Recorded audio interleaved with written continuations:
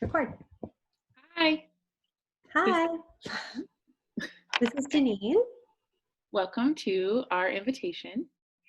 We wanted to do a video introduction and welcome to the invitation because we miss you and we miss building solidarity amongst you. So thanks for joining. What we're going to start with in this introduction is we wanted to bring out We wanted to open up some spaces for you to think about language, diversity, and solidarity in classroom settings, right? So we were going to start with Kimmy talking a little bit about her own personal experiences with language diversity. And specifically related to identity and identity making. And then I'm going to talk, after Kimmy does, a little bit about language learning diversity. So how we can have different kids in our classrooms that have different learning needs around language. And then we have some resources for you to kind of look at. And then we're going to get your feedback on a couple of questions. Okay, so Kimmy, go ahead. Okay.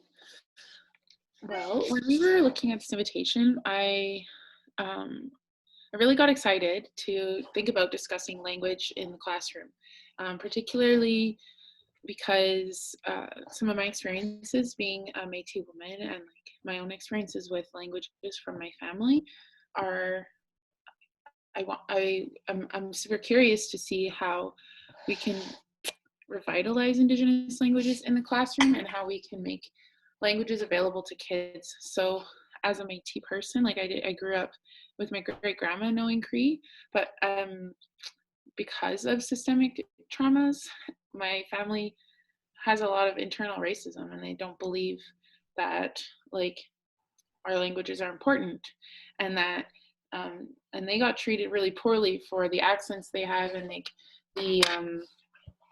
and knowing these languages.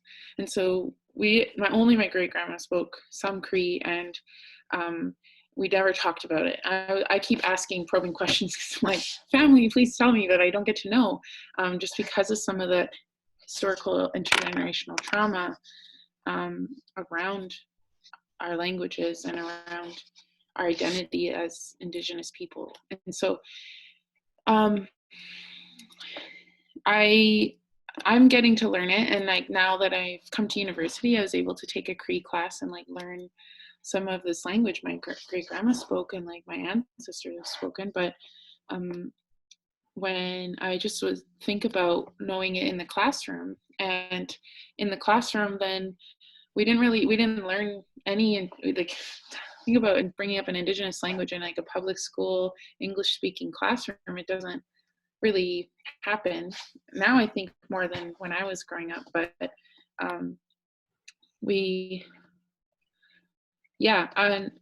coming into education, I thought about what that meant for my identity and what I learned, what message I engaged with as a kid, how it just didn't matter. Like that's the kind of the message, that it wasn't important, that it wasn't this just old, like Métis languages are old, like, and so that idea really got me, and I was like, that can't be true. And because my grandma speaks it and I don't know, so coming to get to learn as an adult made me want to bring it to kids. And I think about some of the kids I got to teach in my practicum when I shared that I was Métis and I used our language in the classroom. They brighten, and these are kids that they have their own traumas they're facing at the moment, and being able to make that connection so that they know, yeah, I know what a kukum is. That's a grandma. Like, I know that's your grandma. Like, I have one too, I know astam, epe, like words, and they connect, they engage. And so I think about some of the ways that my people in my community have talked about their language too, how one of my favorite quotes from one of my community members, he was saying how he speaks English in the business place and Cree with his family.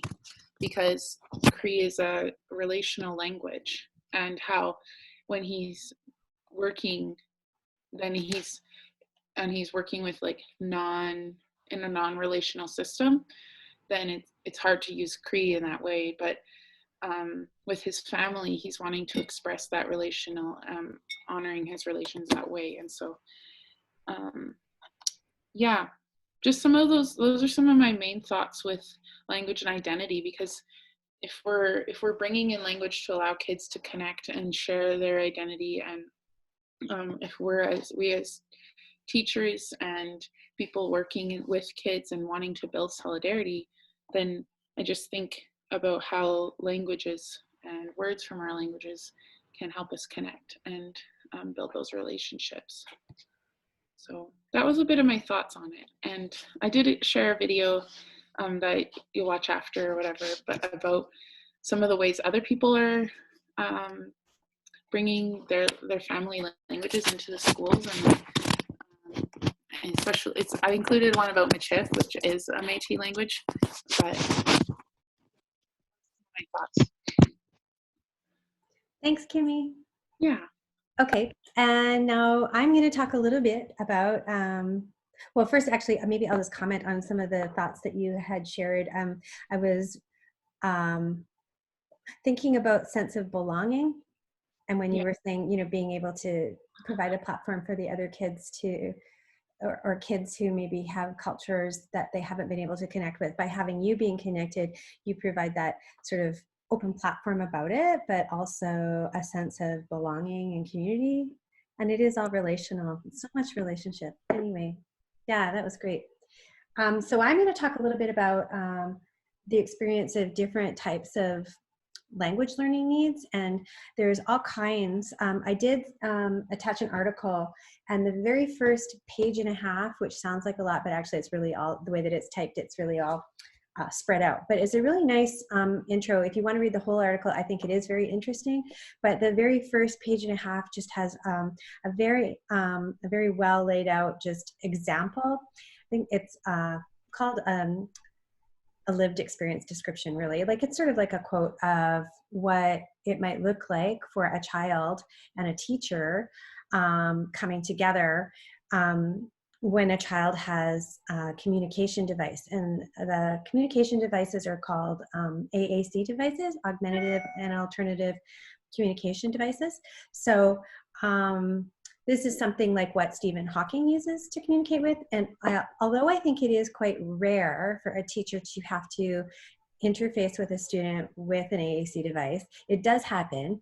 And I thought this was a really interesting example, because the article talks about who the onus of experience, the onus of responsibility is on. And usually the onus of responsibility ends up being on the child instead of on the teacher or the other communication partners. And for children who are learning languages, this can be really, really, really difficult, right? I mean, they're already having trouble learning a language, and then the onus of responsibility is still on them in terms of communicating effectively or understanding effectively.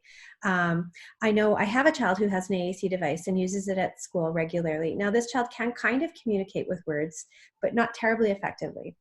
And they were trying to teach her how to verify that she understood a message. But this was putting the onus back on her, and she didn't actually understand how to use that tool. So, or that concept at all. So it kept leaving her kind of left. So it's a good concept to kind of think about. And I also really wanted to talk about this because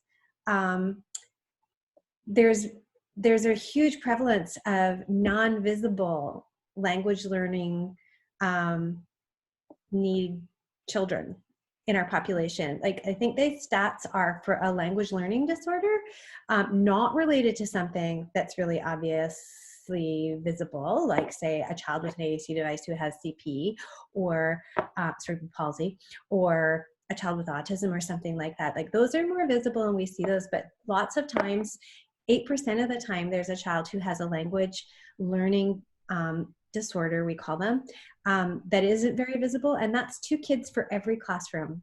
2 kids in every classroom, is the stat, have issues with learning language, and it might not be apparent. Yeah. And what can end up happening is because they're not understanding, they might be checked out more, you know, like they might be, you know, fading off and not paying attention because they're not really catching what's going on all the time. It can be really tough to maintain attention. They might not understand instructions. So they can look like they're not engaged. They can look like they're defying instructions. They can, quite often, they end up being labeled as behavior challenges. So they get a label based on what their behaviors are. And what's really going on a lot of times is that they aren't really understanding. Mm-hmm. So then that also has impacts for their identity and their identity making. So these kids that have difficulties, maybe they get a label, and maybe the label will help the teacher to understand because they think of that child as, you know, having a disorder or delay. But that's also really identity making. And so I think as educators, it's really important to understand that there's lots of diverse learning needs, and then to consider how you can be in solidarity with them to minimize any negative identity making that we can accidentally make, like by timing out these kids or keeping them in at recess because they didn't listen or they weren't as far along in their work as they could have been. I really try to implore teachers to think about reasons maybe behind children not being able to succeed or follow along as well. And like I said, it is really prevalent actually. And so you will certainly come across kids like this in your classroom. So yeah. Do you think that's probably about it, Kimmy? Or should I did have those visuals. Yeah, I think honestly, because you were saying you had the AAC boards with you, do you think you could show us a bit? Because I think I've seen them with some kids in my classrooms before, like with my practicum classes. Sure. But I would love to see what you have. Okay, I did print off some samples. Now an AAC device can be something as simple as pictures on a piece of paper. That would be a low-tech AAC device. High-tech would be the kind of thing that is like a computer, right, that they carry around where they might type in a message. It's very complicated because for younger children, of course, when they can't spell, they don't have access to just typing like we do and creating words. They're learning language. So oftentimes for younger kids or kids with higher language learning needs, we might use pictures to support or symbols to support their language. And we might use it as a way to teach them or show them options and show them, like, so that if they're not understanding what to do, the pictures might help them. But it also can be used as a way for them to express themselves. So I've got a couple things here to highlight some of the things that you might encounter. Now, this first board here has a bunch of, it's supposed to be all around breakfast. So there's some common, I don't know, can you see that? Yeah, I can see that. Okay, so that's basically all kinds of breakfast things there. So this might be used in terms of making a choice. So you might point to one of those, or if it was on a computer, you might press the button and it might audibly say fruit. Right. But you can see that all of these are actually just nouns. So how do I create a sentence with just nouns? And if I don't have access to verbal language myself, this is really going to be pretty limiting. So you want to really think about how limited the world can be for a child with language learning needs. And then one of our challenges then is to figure out how to help these children come into more fully into the classroom experience. Yeah, it really makes it, anything beyond me touching a noun makes it really, like, how do I explain my feelings about something, or if I like or don't like, beyond just like a reaction, which, yeah, that's so interesting to see. Yeah, so if I wanted to make it a little more complex, maybe we were playing a game. Yeah. So if we were playing the Guess Who game, lots of people have played that game, you know, where we're both, we have a character and I have to try to guess who yours is and you have to try to guess who mine is. I could, for a specific activity, I might be able to make a board that helps that kind of communication. So here's an example of one that I might use. Okay. And if you can see on there, it says like, guess again, you guessed the right person. Oh, This is the wrong person. let's play. I'm finished playing. I don't want to play anymore. But you can see, like, it's still, it's very confined. That's all I And get. that's it. That's all you get. So here's another one that's a little more complicated. This is all about a birthday party. I'm just going to fold this in half because there's actually two sides. I don't get it too complex. Okay. So this one's all about a birthday party, and you can see this is done a little bit differently where you can combine some things. So you might be able to say, let me sing, or more. And this button, if this were on a computer, I might be able to press this button and it might actually sing for me the happy birthday song. Blow out candles, open present, surprise. But you can see how this is very limiting. And even somebody who maybe can type and is in an older age and can use an AAC device and can fully type, they can never keep up to the pace of conversation, natural conversation. And if you're thinking about how to help children to participate in school, so imagine when I'm in the front of the class and I say, okay, someone tell me what they know about Terry Fox, you know, and how does this child get to participate in a timely way? By the time they have to key in a message or find it on their device. So these are all kinds of considerations. And again, the idea of having somebody with an AAC device like a computer one, that is much more rare, but you are still going to have lots of kids who might need a lot more time to figure out what they could say about Terry Fox in order to participate, even if they don't use an AAC device. And visuals can really be helpful in terms of their understanding and their expression. So being mindful of maybe if there's children who aren't participating as quickly or as often, or maybe they put up their hand but they have some unusual answers that don't necessarily go with the question, that can give you, that can be a clue to that child might need a little more support, and in which case you might want to think about ways that you can enhance their participation by preparing them in advance, or slowing things down and allowing more time. Yeah. That makes me think about our reflection questions and like different experiences that our classmates might have had in doing that. Like, do you think, like, in some of my experiences, like the speech pathologist in the classroom, that was, or speech language. Yeah, speech pathologist or SLP or whatever. Makes me think about, like, they work closely with, in my experience, with the teacher to prepare that for one of our students. But I wonder if there's like what kind of experiences have been out there, because you've worked with teachers in classrooms, right? Yes, absolutely. And I've been actually a teacher in a classroom, co-teaching with a teacher. So I would be just like the teacher, and I would read the stories, and we would alternate weeks on who did the lesson plan.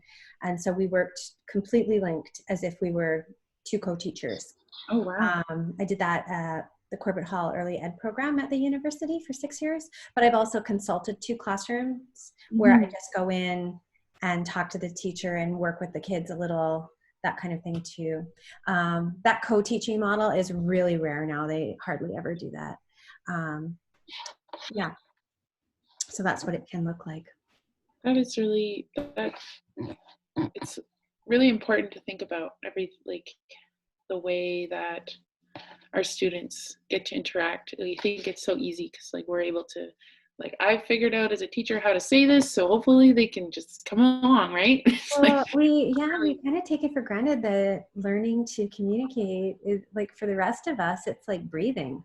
It just comes along naturally. And for some kids, a lot of kids, it doesn't. They need a little bit more support, and sometimes that's invisible, that you don't necessarily see it. So it's important to know that there could be something, and that there's people like SLPs that you can go through your whatever channels, wherever you're working, to access those supports and find out, investigate, and see if there is any issue in terms of a language learning need. But yeah, so we should probably do some sharing now. Yeah, I think so. So now you've heard us talk a bit about some of our own experiences between language in the classroom, language diversity. I talked about my own experience as a Métis woman with my own Indigenous Métis language. And then you, Janine talked about her like some experiences with children with diverse language learning abilities, and some of those themes are what we talked about. And then now you have a chance to go and look at some of the materials we shared and look at the reflection questions. So the first one is about your experiences with this. What have you known? Like, what in your practicums, what did you experience? And do you know children with diverse language learning abilities? Have you ever heard an Indigenous language being spoken? And have you seen it in a school before or in a classroom? And in a meaningful way versus just like, this is it, and then that's it, and that's it. And have you seen kids connect over language? Maybe you know a different language and you felt that connection in a classroom setting or not. So yeah, that's the first one. And then the second question is, did you want to talk about it, Janine? Sure. We just wanted to, maybe think about ways to be in solidarity with either diverse language users or children with diverse kind of language learning needs. So how or are there any thoughts that you have about the idea of solidarity and these populations? Yeah. And we're looking forward to seeing what your feedback is, what your ideas are. Yeah. Okay. Thanks, guys. Thank you. Bye.